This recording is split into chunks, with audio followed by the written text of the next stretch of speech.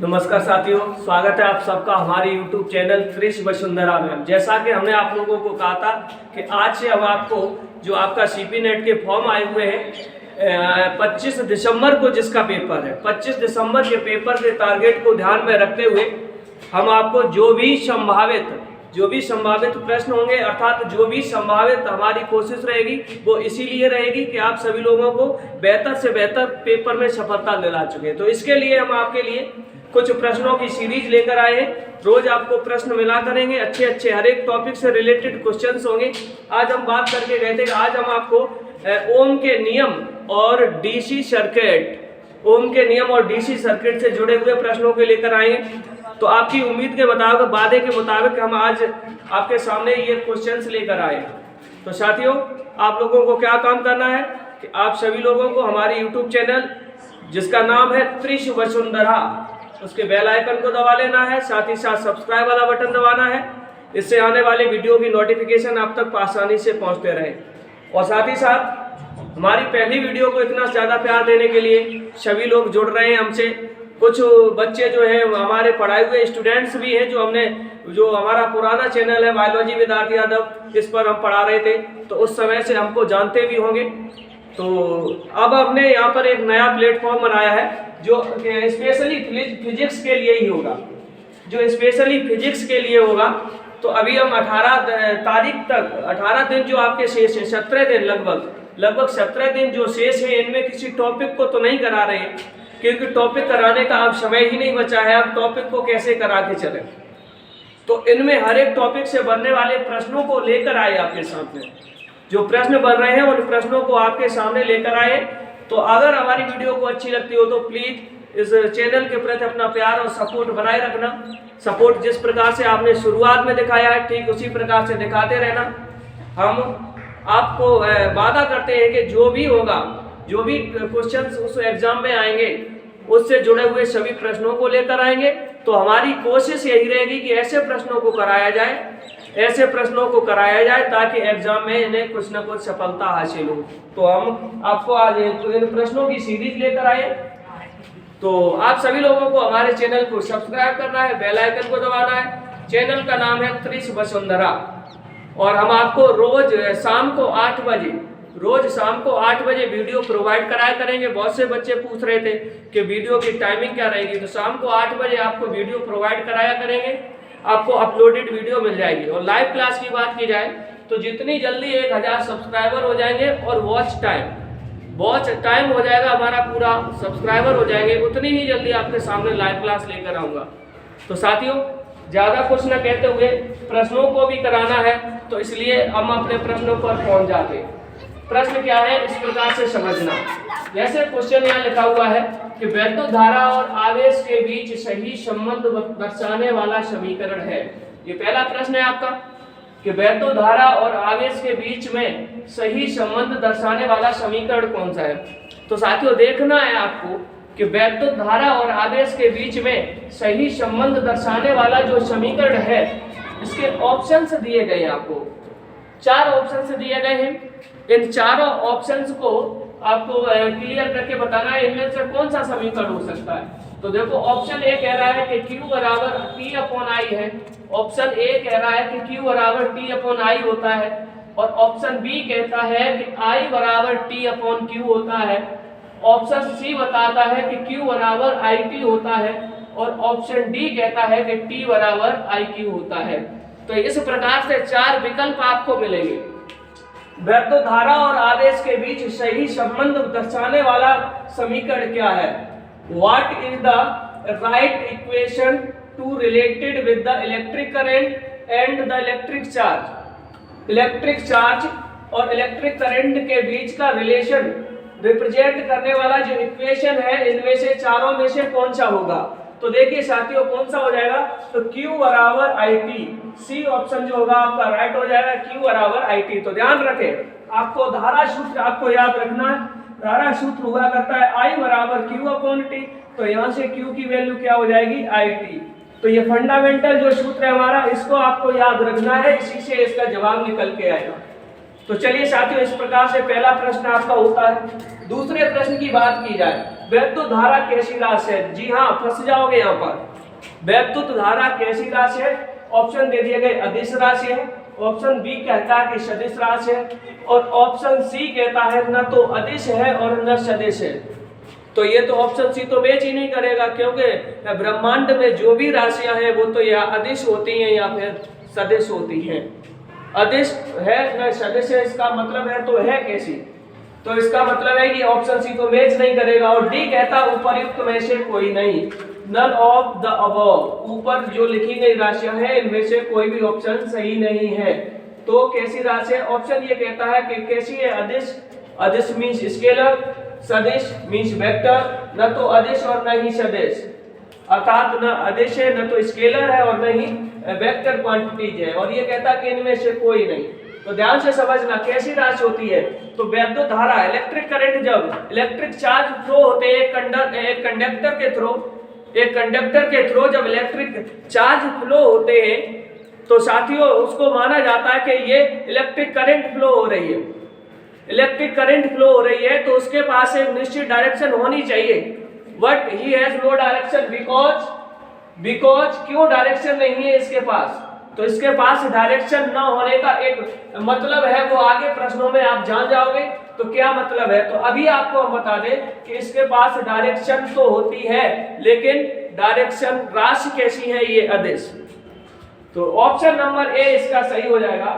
राशि ये अदिश है लेकिन ये इसके पास डायरेक्शन होती है। यहाँ पर विरोधाभास हो रहा है कि डायरेक्शन होती है लेकिन अदिश राशि है, तो विरोधाभास उत्पन्न हुआ है कि नहीं हुआ? तो देखिए कैसी राशि है? ये अदिश। आगे समझ जाओगे आप। पॉइंट नंबर 3 देखिए, क्वेश्चन नंबर 3 देखिए कि एक कूलम आवेश में कितने इलेक्ट्रॉन होते हैं? एक कूलम आवेश में कितने इलेक्ट्रॉन होते हैं? अगर आपके पास एक कूलम चार्ज है, 1 कूलम चार्ज है, तो ये मान लो कि एक कूलम चार्ज कितने इलेक्ट्रॉनों से मिलकर बना होगा? कितने इलेक्ट्रॉन मिले होंगे तब एक कूलम चार्ज बना हुआ होगा? तो ऑप्शन कह रहा है कि 3.25 मल्टीपल 10⁻18 इलेक्ट्रॉन, ऑप्शन ए कहता है ये। ऑप्शन बी कहता है कि 4.5 मल्टीपल 10⁻18 इलेक्ट्रॉन्स। ऑप्शन सी कहता है 6.25 मल्टीपल 10⁻18 इलेक्ट्रॉन, और ऑप्शन डी कहता है 8.02 मल्टीपल 10⁻18 इलेक्ट्रॉन। तो ये 4 ऑप्शन आपके सामने रख दिए गए। इस प्रकार के प्रश्न आपके सामने रख दिए जा सकते हैं। तो परीक्षाओं में क्या काम करोगे? टारगेट हमारा क्या है? 33 में 33 लाना है, हिम्मत नहीं हारनी है।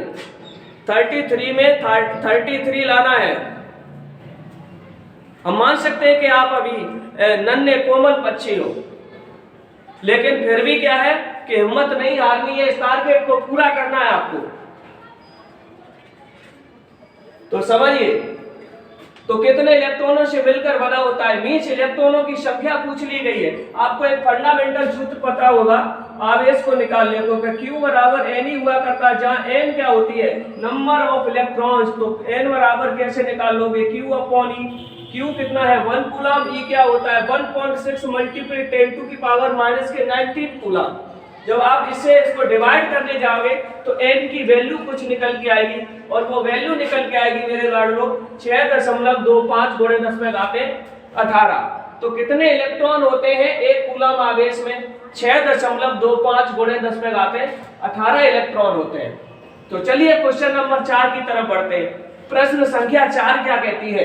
क्वेश्चन नंबर 4 कहता है कि किसी बिंदु P से Q की ओर 10⁹ इलेक्ट्रॉन्स, किसी बिंदु P से Q की ओर 10⁹ इलेक्ट्रॉन्स 10⁻³ सेकंड में। तो देखो क्या दे दिया गया? 10⁻9 इलेक्ट्रॉन। कितने electron? 10⁻⁻ electron. It means this value belongs to the number of electrons. 10⁻³ 10⁻9 electrons 10⁻³ second में। समय भी दे दिया गया, 10⁻³ सेकंड में प्रवाहित होते हैं। तो कितनी वैद्युत धारा और किस दिशा में प्रवाहित होती है? ऑप्शन कुछ इस प्रकार दिए गए हैं कि 4 × 10⁻⁻6 एम्पियर P से Q की ओर। ऑप्शन बी दिया गया है 1.6 गुणे 10 पे घाते माइनस के 7 एम्पियर Q से P की ओर। ऑप्शन सी कहता है 8 गुणे 10 पे घाते 8 एम्पियर, 8 गुणे 10 पे घाते 8 एम्पियर दोनों तरफ। तो दोनों तरफ का क्या मतलब है, करंट या तो इधर फ्लो हो रहे हैं इलेक्ट्रॉन या फिर इधर, दोनों तरफ कैसे फ्लो हो सकते हैं। और ऑप्शन डी कहता है कि इनमें से कोई नहीं, ऑप्शन डी कहता है कि इनमें से कोई नहीं। तो समझिए मेरे साथियों, तो इलेक्ट्रॉन और यहाँ पर इलेक्ट्रॉनों की संख्या दे दी गई, मींस n का मान दे दिया गया और t का मान दे दिया गया, n और t का मान निकाल दे दिया गया। t का मान है 10 पे घाते माइनस के 3 सेकेंड और n का मान आपको यहाँ दे दिया गया 10 पे घाते 9 इलेक्ट्रॉन्स। तो क्या निकालना था, वैद्युत धारा पूछी गई है। तो धारा I बराबर क्या हुआ करती है, Q/T, मींस धारा निकालना चाहते हो तो आपको Q की वैल्यू चाहिए होगी और T की वैल्यू चाहिए होगी। तो Q की वैल्यू तो आपके पास है नहीं, उसकी जगह n की वैल्यू दी गई है। तो अभी हमने बताया था कि Q बराबर n मल्टीपल ई, n का मल्टीपल ई में कर देंगे तो Q की वैल्यू निकल आएगी। और T जो समय है 10⁻³ सेकंड, इससे भाग दे देंगे तो क्या हो जाएगा, तो आपका option number B 1.6 multiple 10⁻⁷ ampere. तो इतनी करंट निकल के आ जाएगी साथियों, इतनी करंट निकल के आ जाएगी। और डायरेक्शन क्या होगी, Q से P की ओर। तो ध्यान से समझना, जो हमारे धातु चालक हुआ करते हैं, चालक पदार्थों में मुक्त इलेक्ट्रॉन्स घूमते रहते हैं। पहले इनकी जो गति होती है वो रैंडम मोशन होती है, किसी भी निश्चित डायरेक्शन में कोई एवरेज वेलोसिटी इनकी 0 होती है, तो रैंडम मोशन में घूमते रहते हैं। जैसे ही बैटरी के द्वारा इनके सिरों पर विभवांतर स्थापित किया जाता है, वैसे ही हर एक इलेक्ट्रॉन पर एक फोर्स अप्लाई होगा, कूलाम के नियम के अनुसार उस पर फोर्स अप्लाई होगा। अब वो सब के सब एक निश्चित डायरेक्शन में थोड़े से ड्रिफ्ट हो जाएंगे, जिसको कहा गया कि ड्रिफ्ट वेलोसिटी प्राप्त कर लेंगे। सब के सब एक ही तरफ चलते दिखाई देने लगेंगे और हम क्या कहने लगेंगे कि इसमें धारा प्रवाहित हो रही है। तो धारा की दिशा किधर मानी जाती है, तो आंसर है इलेक्ट्रॉनों के गमन के विपरीत दिशा में धारा की दिशा मानी जाती है। तो इलेक्ट्रॉन किधर गमन कर रहे हैं, P से Q की ओर, तो धारा किधर जा रही होगी बेटा, Q से P की ओर। किधर जा रही होगी, Q से P की ओर जा रही होगी। तो इसलिए ऑप्शन नंबर बी सही हो गया। अब क्वेश्चन नंबर 5 देखिए, प्रश्न 5 क्या है कि धारा को अदिश मानने का कारण। धारा के पास डायरेक्शन होती है फिर भी अदिश मानते। अभी हम बता के गए थे कि आगे प्रश्न आएगा उसमें समझ जाओगे। तो धारा को अदिश मानने का कारण क्या है, तो देखिए धारा को अदिश मानने का कारण ऑप्शन ए कहता है कि इसमें कोई दिशा नहीं होती, इसमें कोई दिशा नहीं होती है। जब धारा में कोई दिशा नहीं होती है तो इसमें हम पढ़ के क्यों गए कि Q से P की ओर। धारा में कोई दिशा नहीं होती है तो पढ़ के क्यों गए हैं कि Q से P की ओर, अर्थात ये ऑप्शन ठीक नहीं है। दूसरा देखो, अर्थात सही कारण नहीं दे रहा है, 2 से अधिक दिशाएं होती हैं, 2 से अधिक दिशाएं दिखाती है, तो ये 2 से अधिक दिशाएं दिखाती है, आंसर ये भी ठीक नहीं है। ऑप्शन सी कहता है कि सदिश योग नियम का पालन नहीं करती। बॉक्स में बंद कर दो इसको, सदिश योग नियम का पालन नहीं करती। तो ये जो करंट हुआ करती है ये सदिश योग नियम का पालन नहीं करती, सिर्फ इसलिए इसको अदिश माना जाता है, सिर्फ इसलिए इसको अदिश माना जाता है। वैसे ये राशि कैसी है, तो वैसे ये जो राशि है वो सदिश राशि है, लेकिन सदिश योग नियम का जो पालन नियम होता है उसका पालन ही नहीं करती है। जो सदिश योग नियम वेक्टर एडिशन रूल का, ये वेक्टर एडिशन रूल को फॉलो नहीं करती है, सिर्फ इस कारण इसको अदिश माना गया। तो जब भी ऑप्शन आ जाए कि वैद्युत धारा कैसी राशि होती है, तो हम कहेंगे कि वैद्युत धारा अदिश राशि होती है। तो वैद्युत धारा कैसी राशि होती है, अदिश राशि। मींस इधर से जैसे 3 एम्पियर की करंट जा रही है, इधर से 6 एम्पियर की करंट जा रही है। अगर ये वेक्टर क्वांटिटी होती तो 6 इधर 3 इधर, तो इस डायरेक्शन में 3 दिखाती, लेकिन ये क्या काम करती है कि इस डायरेक्शन में 6 और 3 9 एम्पियर की करंट दिखाना शुरू कर देती है। इट मींस सदिश योग नियम का पालन ही नहीं किया इसने। तो इस प्रकार से 5वें प्रश्न का जो सही उत्तर हो जाता है वो सी हो जाता है। ये सदिश योग नियम का पालन नहीं करती, इसलिए कैसी राशि है, इसलिए इसको अदिश राशि माना गया है। अब क्वेश्चन नंबर 6 देखिए, ओम के नियम में चालकों के लिए, ओम के नियम में चालकों के लिए V और I का ग्राफ होता है। ओम के नियम में चालकों के लिए V और I का ग्राफ होता है। तो आंसर ए कहता है कि सरल रेखा, ऑप्शन बी कहता है वक्र रेखा, ऑप्शन सी कहता है परवलयाकार और ऑप्शन डी कहता है इनमें से कोई नहीं। तो देखिए ओम के नियम में धातु चालकों के बीच जो V और I का ग्राफ आपको प्राप्त होगा, तो ओम का नियम ही क्या कहता है कि किसी भी चालक के सिरों पर लगाया गया जो विभवांतर होगा उसमें प्रवाहित होने वाली धारा के समानुपाती होगा। तो V समानुपाती I, V समानुपाती I मींस जिस अनुपात में आप वोल्टेज को इंक्रीज करोगे उसी रेशियो में करंट भी इंक्रीज होगी, और जिस रेशियो में आप वोल्टेज को डिक्रीज करोगे उसी रेशियो में करंट भी डिक्रीज होगी। तो समझ लेना कि ओम के नियम के लिए V और I, ओम कहाँ के साइंटिस्ट हैं? तो जर्मन के साइंटिस्ट हुए जिनका पूरा नाम है जॉर्ज साइमन ओम, जिनका पूरा नाम है जॉर्ज साइमन ओम। 1826 ईस्वी में उन्होंने अलग अलग धातु चालकों पर वोल्टेज स्थापित करके और धारा प्रवाहित करा के निरीक्षण किया, और वहां से उन्होंने क्या कुछ निष्कर्ष निकाले। उन निष्कर्षों को एक नियम के तौर पर रख दिया जिसे ओम के नियम के नाम से जानते हैं। तो समझिए ओम के नियम में चालकों के लिए V और I का ग्राफ होता है। अगर बात की जाए शब्द ओम की, तो ये किसका मात्रक है? तो शब्द ओम जो है ये प्रतिरोध का मात्रक है, वैद्युत प्रतिरोध का मात्रक है। तो इस प्रकार से क्वेश्चन नंबर 6 का जो राइट ऑप्शन होने वाला है वो ऑप्शन नंबर ए। कौन सा ऑप्शन है? ऑप्शन नंबर ए इसका राइट ऑप्शन हो जाएगा। तो 6 प्रश्न ये। अब आगे देखना नेक्स्ट क्वेश्चन। इस प्रकार से 6 प्रश्न आपके तैयार हुए हैं। अब देखिए 7वां प्रश्न क्या है। 7वां प्रश्न कहता है कि ओम के नियम का सही संबंध है। ये हमें बताना है कि ओम के नियम का जो है सही संबंध क्या है। तो ध्यान से देखना ओम के नियम का सही संबंध। ओम के नियम का जो सही संबंध है, यहाँ पर ऑप्शन ए दे रहा है I बराबर V upon R, option B कहता है R बराबर I upon B, option C कहता है R बराबर VI और ऑप्शन डी कहता है IR बराबर 1 अपॉन बी। ऑप्शन डी कहता है कि IR बराबर 1 अपॉन बी। तो इसमें सही आंसर क्या होगा? तो सब लोगों ने पहचान लिया होगा कि सही आंसर क्या है। तो इसका सही आंसर क्या है तो आपको पता चल गया होगा। तो ओम के बीच का जो रिलेशन ओम ने निकाला था वो निकल के आया था V बराबर IR। क्या निकल के आया था? V बराबर IR। और यहाँ से R को अगर हम नीचे भेज दें साथियों तो V अपॉन R बराबर क्या हो जाएगा? I हो जाएगा। तो कौन सा ऑप्शन सही होने वाला है? तो ऑप्शन ए इस प्रश्न का राइट आंसर है। ऑप्शन ए इस प्रश्न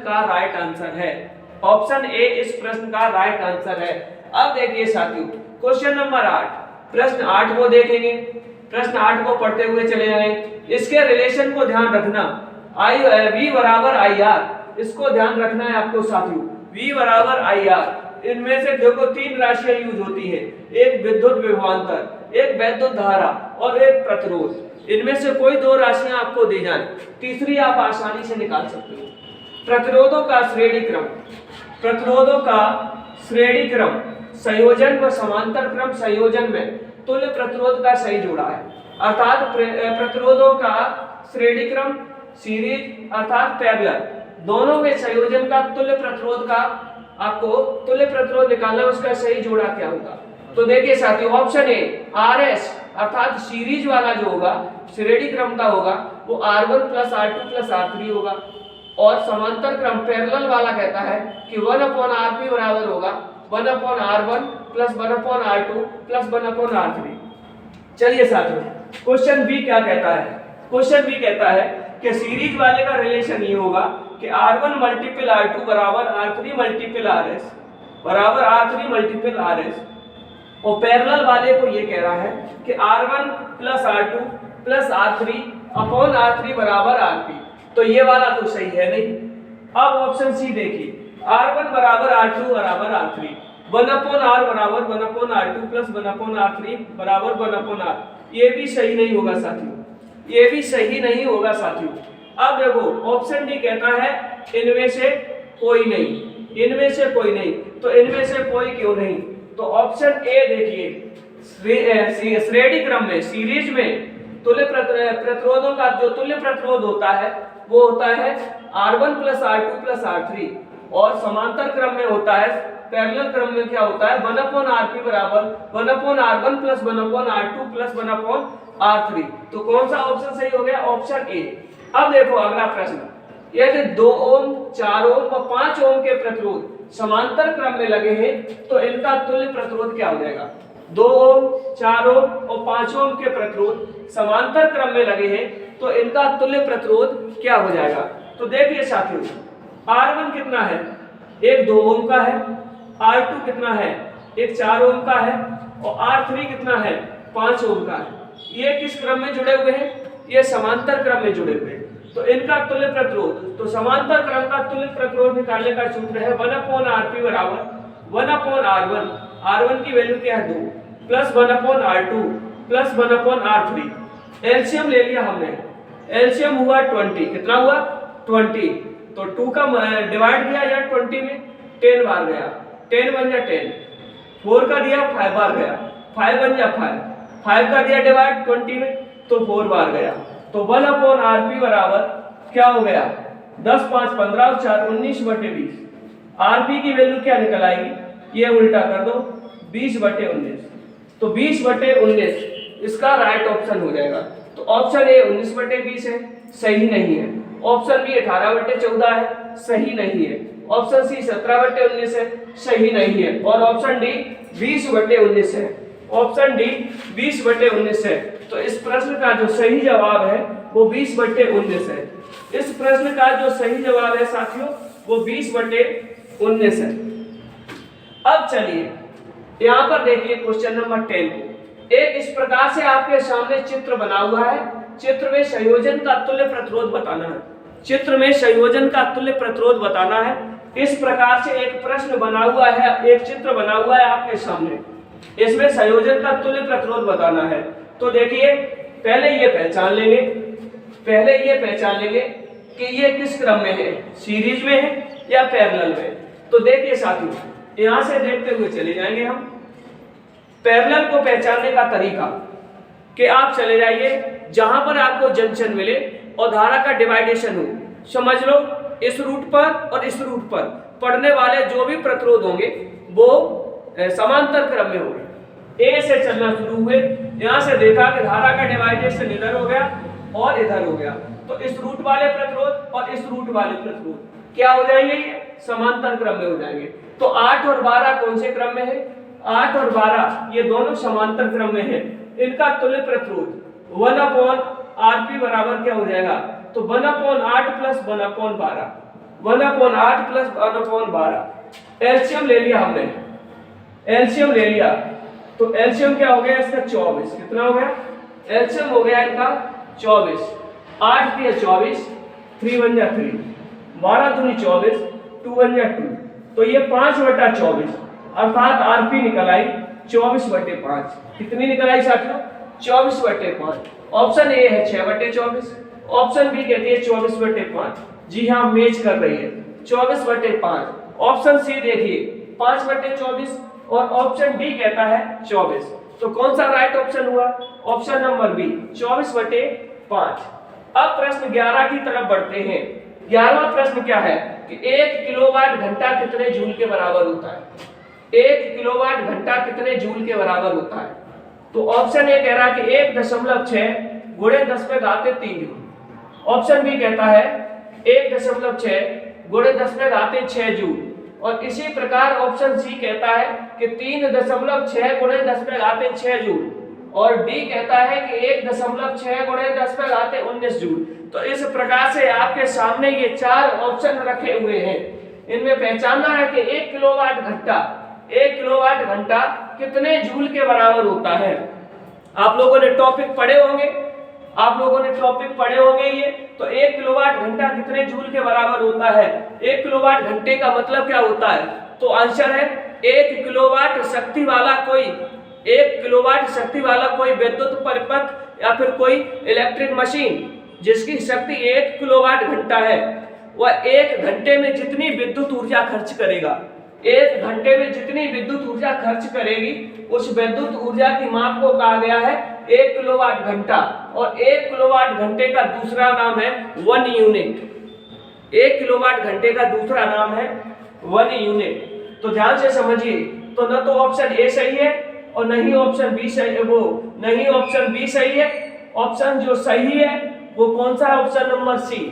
आप निकाल भी सकते, 1 किलोवाट मीन्स कितने वाट? 1000 वाट। और 1 घंटा, 1 घंटे में कितनी सेकंडें होती हैं? 1 घंटे में कितनी सेकंडें होती हैं? तो 1 घंटे में जो सेकंडों की संख्या है वो 3600 सेकंड है। दोनों का आपस में मल्टीपल कर दो, 3.6 गुणे 10⁻6 जूल निकल के आ जाएगा। तो option C is the right. Question number 12 देखिए, 12वां प्रश्न क्या कहता है? क्वेश्चन 12 कहता है कि एक विद्युत मोटर की सामर्थ्य, एक विद्युत मोटर की सामर्थ्य 5 किलोवाट है। एक विद्युत मोटर की जो सामर्थ्य है, जो शक्ति है, वो कितने किलोवाट है? 5 किलोवाट है। इसे प्रतिदिन 10 घंटे की दर से, इसे प्रतिदिन, एक विद्युत मोटर है, सबके घरों में होती है, तो इस विद्युत मोटर को प्रतिदिन 10 घंटे के दिनों 10 घंटे की दर से 30 दिनों तक प्रयोग में लाया जाता है। कितने दिनों तक? 30 दिनों तक प्रयोग में, 30 दिनों तक प्रयोग में लाने पर कितने यूनिट ऊर्जा व्यय होगी? कितने यूनिट विद्युत ऊर्जा व्यय होगी?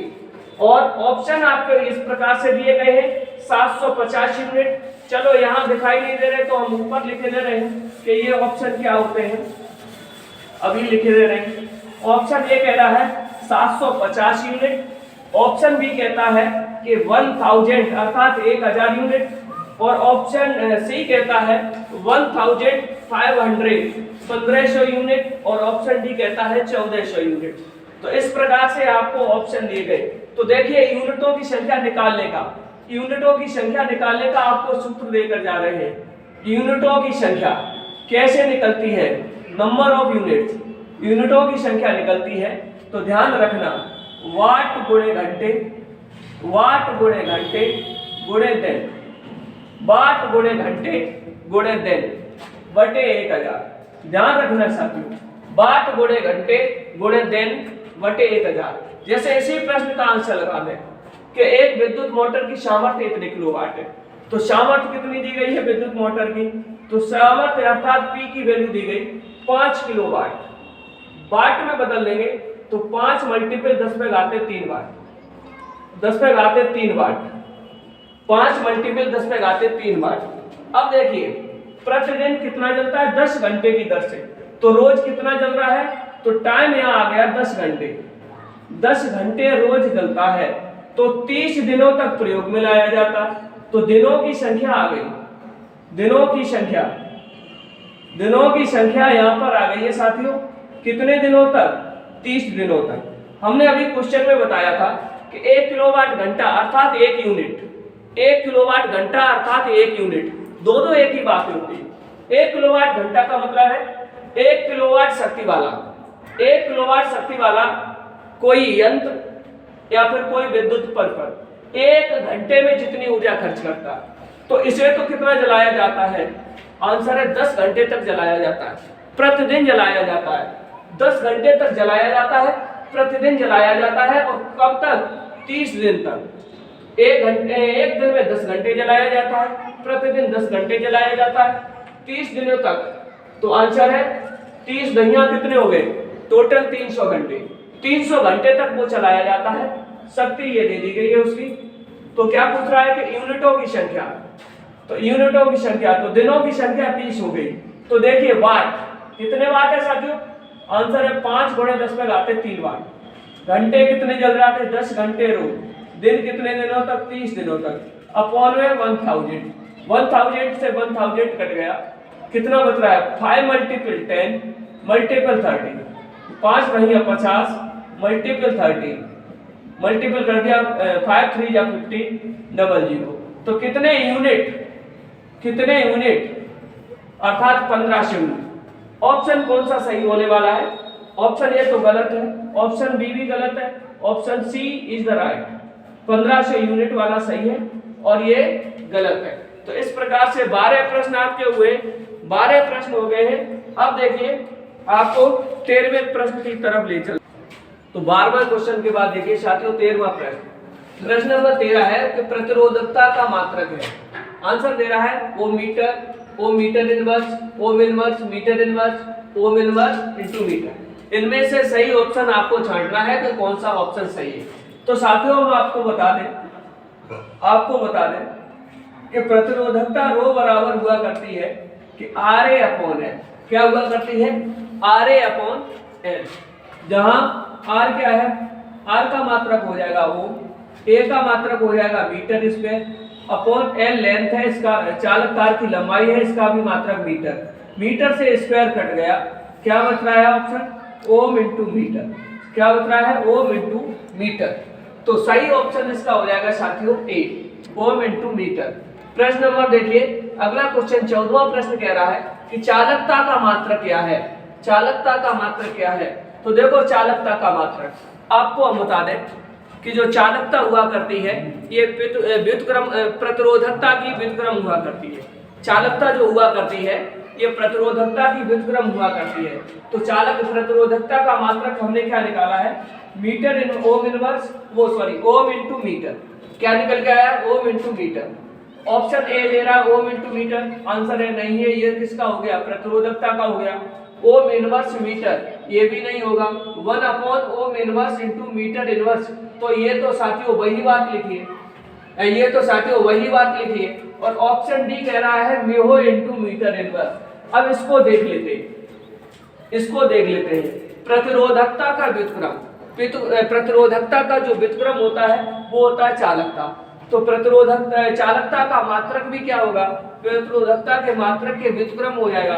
तो ये मात्रक निकल के आएगा ohm inverse into metre inverse. अब देखिए इसमें ऑप्शन में तो है नहीं, तो ओम इनवर्स को म्यू भी कहा जाता है। क्या कहा जाता है साथियों? ओम इनवर्स को म्यू भी कहा जाता है। ओम इनवर्स को म्यू भी कहा जाता है। तो म्यू इंटू मीटर इनवर्स, अर्थात ऑप्शन नंबर डी जो होगा, ऑप्शन नंबर डी होगा वो इस प्रश्न का सही आंसर होगा। अब देखो क्वेश्चन नंबर 15, श्रांत काल, कला नहीं श्रांत काल अर्थात relaxation time of free electrons. किसी भी फ्री इलेक्ट्रॉन्स का रिलैक्सेशन टाइम किस पर डिपेंड करता है? तो आंसर है इस पर ताप का क्या प्रभाव पड़ता है, ये क्वेश्चन है। तो आंसर ए कह रहा है कि ताप अगर बढ़ेगा तो टाउ बढ़ेगा, ताप अगर बढ़ेगा तो टाउ बढ़ेगा। तो आंसर हम आपको बता दें कि मान लो कि ये कोई कंडक्टर है, मान लिया ये कंडक्टर है, एक मुक्त इलेक्ट्रॉन यहाँ है, एक मुक्त इलेक्ट्रॉन यहाँ है। ये क्या काम करते हैं? इस कंडक्टर में रैंडम मोशन करते हैं। इस इलेक्ट्रॉन को यहाँ से यहाँ पहुँचना है, इस इलेक्ट्रॉन को यहाँ से यहाँ पहुँचना है। अब देखिए यहाँ से यहाँ तक जाने में जो समय लगा, उस बीच ये रास्ते में किसी से नहीं टकराती, उतने समय को कहते हैं इसका रिलैक्सेशन टाइम। तो देखिए साथियों श्रांत काल, अगर ताप बढ़ा दिया जाएगा तो ये जल्दी पहुंच जाएंगे, अर्थात रिलैक्सेशन टाइम घट जाएगा। तो ताप बढ़ेगा टाउ बढ़ेगा, बिल्कुल गलत बात है। ऑप्शन बी कहता है कि ताप घटेगा टाउ में कोई परिवर्तन नहीं होगा, तो ये भी गलत लिखा है कि ताप बढ़ेगा टाउ घटेगा, ताप बढ़ेगा और टाउ घटेगा, ये दोनों ऑप्शन एक ही जैसे रख दिए।